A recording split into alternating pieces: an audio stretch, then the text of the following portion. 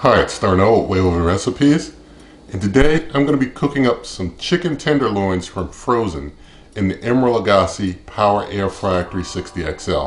Some of you may have some like frozen chicken tenderloins and you want to just get them cooked up without having to do a lot of time waiting and thawing. And so I want to show you how to do that, and we're going to get started with that right now. Alright, so for this cook I've got myself some chicken breast tenderloins. These are fully frozen, boneless, skinless chicken breast tenderloins. Nothing in this video is sponsored, by the way. Got myself some extra virgin olive oil. Also got myself some chicken seasoning that I'll be using. And of course, I always like to throw some Old Bay in most everything, so we'll be using some Old Bay as well. And I'm going to go ahead and let the Emeril Lagasse Power Air Fryer 360 XL start preheating. So to start it preheating, I've got it on air fry. Going to turn the temperature down to 400 degrees Fahrenheit. Cooking time is going to be 25 minutes. I'm just going to set it at 26, but I don't think I'll need any extra time. I'll just set it to 25 because I know that's what I'll really need. And so I'm going to go ahead and press start. Let it continue its preheat process there. While it's preheating, I'm going to get the chicken out.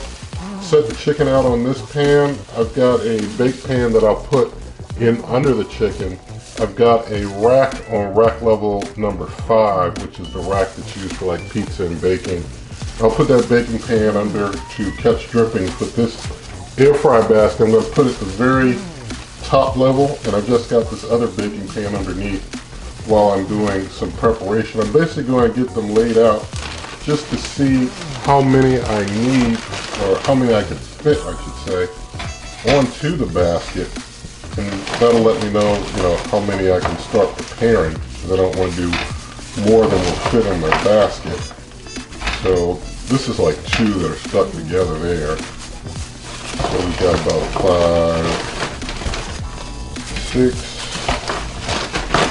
7, and I'm almost done with this bag, so I'm going to go ahead and get the last 2, basically get 9 total. So I'll be able to, kind of like, it'll take some squeezing, but I'll be able to get 9 total, and there's nothing else in the bag here. So going to basically get these all into my bowl. I'm going to start covering them with my oil and my spices in the bowl. And after I get them all covered in my oil and spices in the bowl, then I'll get them laid out on this air fry basket. I think I just literally broke this tenderloin trying to get it separated because I want to try and get it into the bowl. So I almost broke it. So I guess I'll go ahead and just finish breaking it just to be able to get everything in the bowl I want to get into the bowl. So with that, I'm going to go ahead and start pouring on my oil. And so I'll get it all nicely covered up with oil there and just swirl it all around. Alright, now that I've got oil and everything, I'm just going to throw some of my chicken seasoning on to the chicken. This is McCormick Grill Mate Montreal chicken seasoning. It's pretty decent. So pour some more on there, shake it around, and get my Old Bay.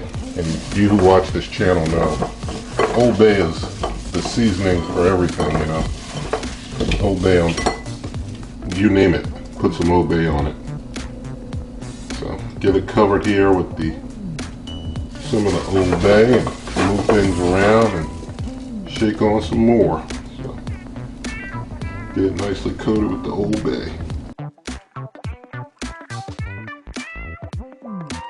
Alright, now I'm just going to get these laid out on my crisper tray here. Some of them have a little more seasoning in places than others, but that's all good for me. I'm hearing that fan starting to get a little louder. You can tell when the cooker's getting close to temp. As it gets close to temp, the fan gets a little bit louder and starts spinning a bit faster, so you know to kind of get yourself ready to put your food in there. So just getting these nice and spaced and try and give them some space to breathe so that their airflow goes pretty decent. So got all that there. This little piece here, I'm just going to discard there in the bag and get this out of the way. We'll just wait for things to preheat, then we'll get it right in. Alright, just a moment later, preheat is done. Gonna hit pause, turn back to my full 25 minutes. Gonna get this pan under here on that rack there, and going to get the crisper tray up there on top to go away in and hit start. I'll bring you back in a little bit. Alright, so we're almost to the halfway point, like 12 minutes 30 seconds into this, and so I'm going to go ahead and hit the pause button and going to open up. Going to go ahead and spin things around for even cooking on all sides. Alright, slide them on back in there, close up slowly, and hit start. Gonna let those continue, bring you back in a moment. Alright, we're entering the final seconds of a 25-minute cook at 400 degrees Fahrenheit. Got my thermopen ready to check out some temps. So it's all done. Let's go in and we'll check our temperature. 170 some. Yeah, 170s. We'll check one in the back. Yeah, it's like 184 in the back. So all done.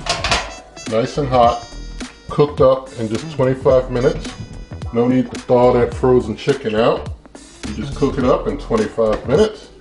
And, you know, really helps you because you can store more chicken when you store it frozen instead of fresh, and you can cook it right up. And I really like that.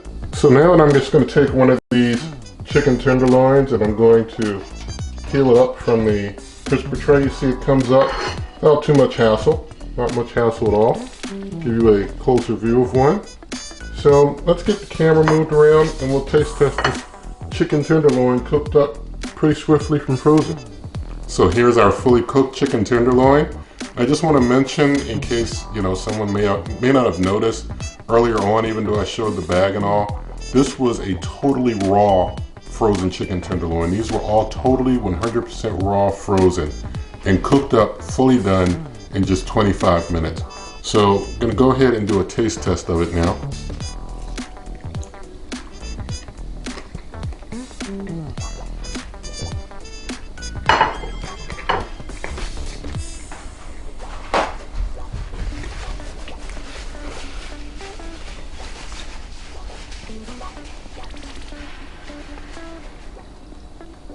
Okay, came out very nice, very tender, super juicy, just right. I've been able to do this over and over again with frozen chicken breast tenderloins. 25 minutes from raw to cook, bam, works every single time. So in the video description, I'll have a link to the full recipe. You can also print that off, use it in your kitchen. Also, you can always find other recipes on my blog at superwaveovenrecipes.com. You can always come to this YouTube channel by going to waveovenrecipes.com. I'm on Twitter and Instagram at waveovenrecipes. And if you like this video, please give it a thumbs up. Share the video with a friend, leave your comments, subscribe to the channel, hit that notification bell, and good eating.